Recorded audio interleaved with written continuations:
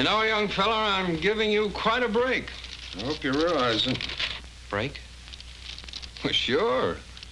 I'm just accepting the word of the parole board that you'll work out. I never hired anyone like you before. I'm not so sure it's smart. Mr. Marshall, if you have any qualms about me, I'll ask the parole board to place me somewhere else. Oh, no. I gave my word. I'll keep it. Of course, the money's not much to start with, but I suppose the parole board has told you about that. What? It's a consideration that's coming to me for giving you a break. Right? Yes, sir. I suppose so.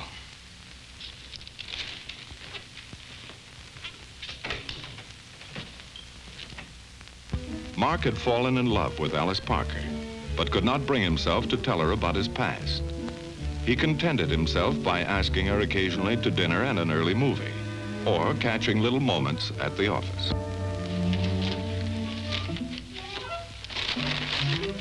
Oh, thanks, Mark. I've been so busy I haven't had time to even think of lunch. I don't know what I'd do without you around here. You mean you'd really miss me? Yes, Mark. I'd miss you. And I'd miss a lot of other things. Like having dinner with you. These lovely roses. Roses. Maybe once a week. What's that? I'd like to give you a little more than roses, when I'm hardly making more than an office boy, and things the way they are. Oh, Mark. Well, what I'm trying to say is that I'm crazy about you, Alice. I'd like to give you the whole world.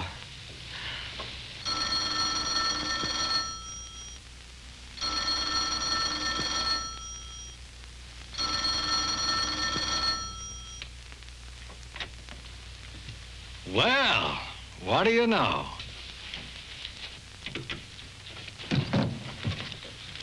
Byrite Appliance Company.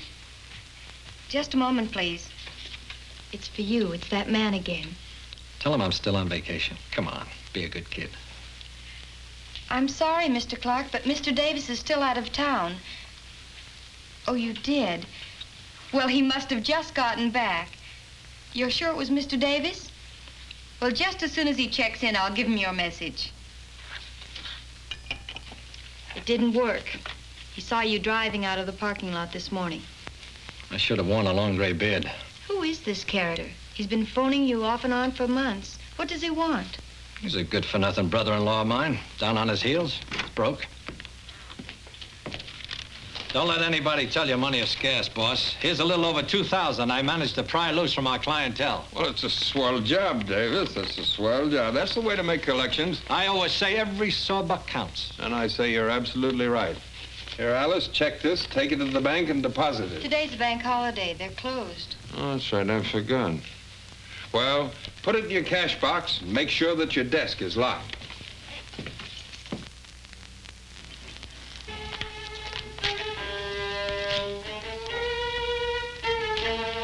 You missed the basket again. You'll never make the team.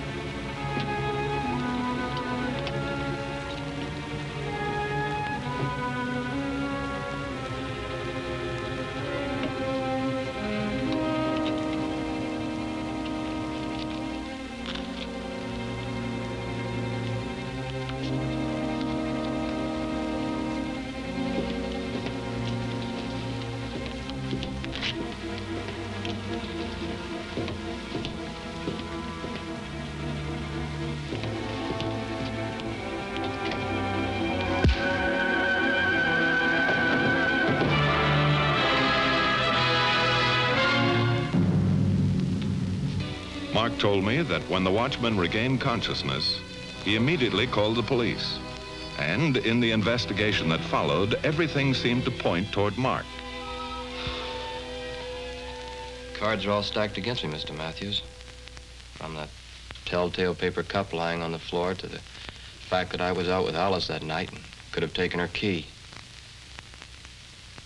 And you add to that my prison record. Well, it won't help any, let's face it.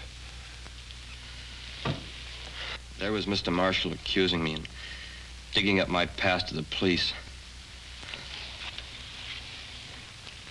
All I could see was Alice's face and feel her eyes looking through me like she was trying to figure out why I'd kept this from her. Wondering how much she could believe me when I kept saying I didn't do it. And she turned her back on me and started to sob. I was licked. I thought it meant that she didn't want any part of me anymore, that she felt she'd been cheated. You know better now. Yes, sir. I know better now. You're wasting your time, Mr. Matthews. And you're wasting the taxpayers' money. Public defender?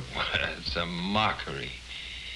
If the city put that same money that it pays into your office into other things, street improvements, parks, better highways.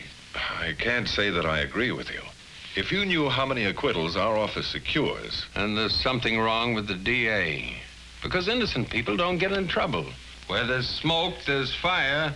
That's how I figure it. Oh, I'm not one for coddling criminals. Well, I made one mistake. Got soft taking this kid in here. I should have known better. Yes, Mr. Matthews, I say that once a con, always a con.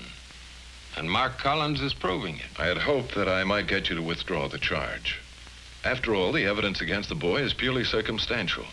If he were convicted, you might have a little trouble with your conscience. I'm a very sound sleeper, Mr. Matthews. Well, thanks anyway.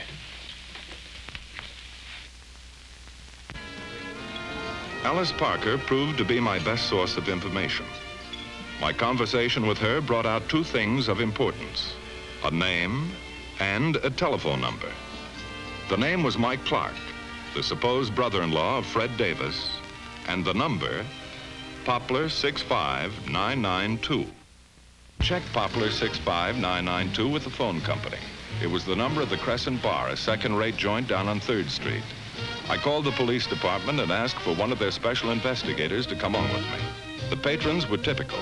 A furtive-looking little man sitting near the door seemed mildly interested in our entrance. What'll it be, gents? Make mine a beer.